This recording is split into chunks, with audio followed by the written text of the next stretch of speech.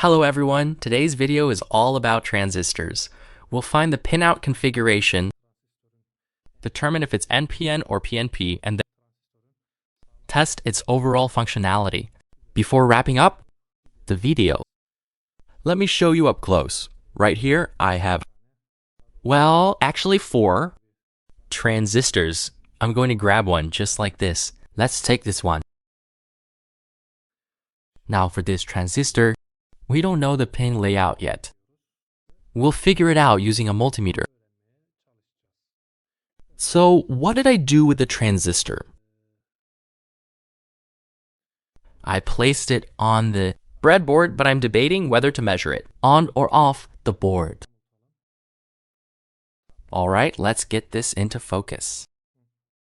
Now we turn on our multimeter. Which mode should we set it to? Of course, for this process, we're going to use the diode test mode. As you can see, our multimeter is set to diode mode.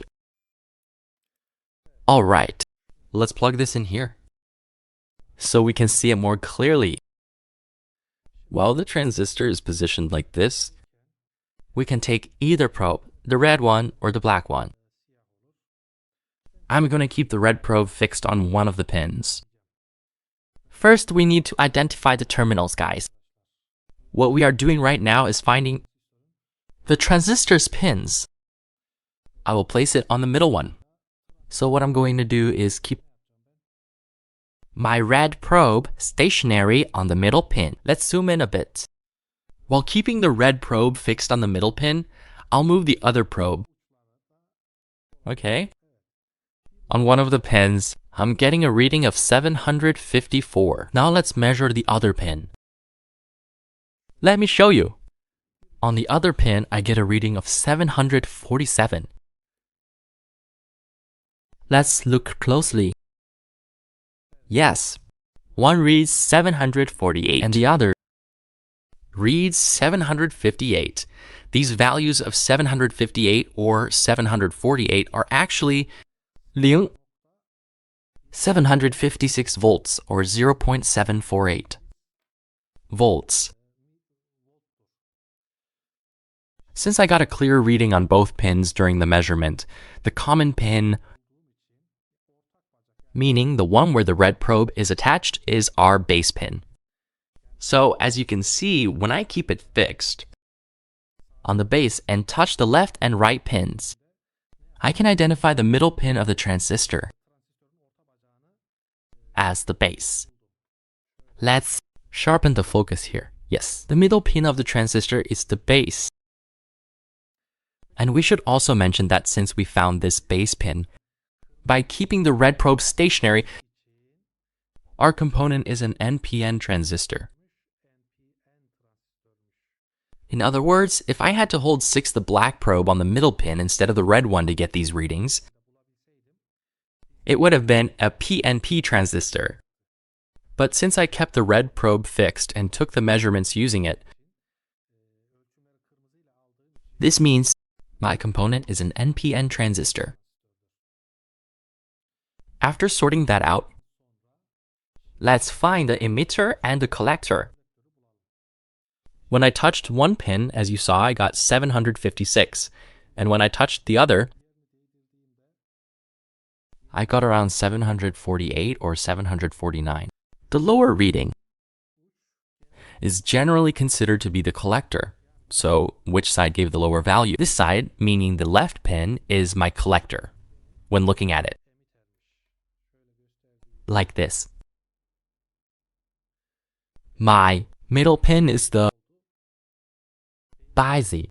The pin on the left is the collector because we got a lower value here compared to the other side, and the reading on the far right becomes the emitter, guys.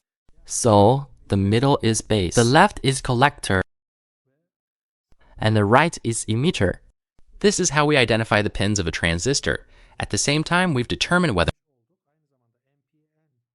it is NPN or PNP. Finally, what's left is checking its health and functionality. Yes. When checking if a transistor is fully working, we just see a reading between the base and emitter terminals. Similarly, we should also see a value between the base and collector. However, we should get no reading at all between the collector and emitter. I'm holding it right now, and there is no value shown. Based on this result, we can say that our transistor is working fine. If we see any reading between the collector and emitter, the transistor is faulty.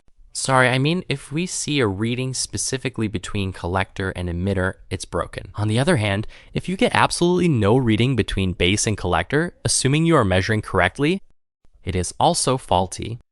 This is the standard procedure to check if a transistor is good or bad. I tried to explain this as simply as possible. I hope you found it helpful. Let's do a quick recap. I figured out that this transistor is an PNP type. I found out the middle pin is the base. The left pin I'm holding right here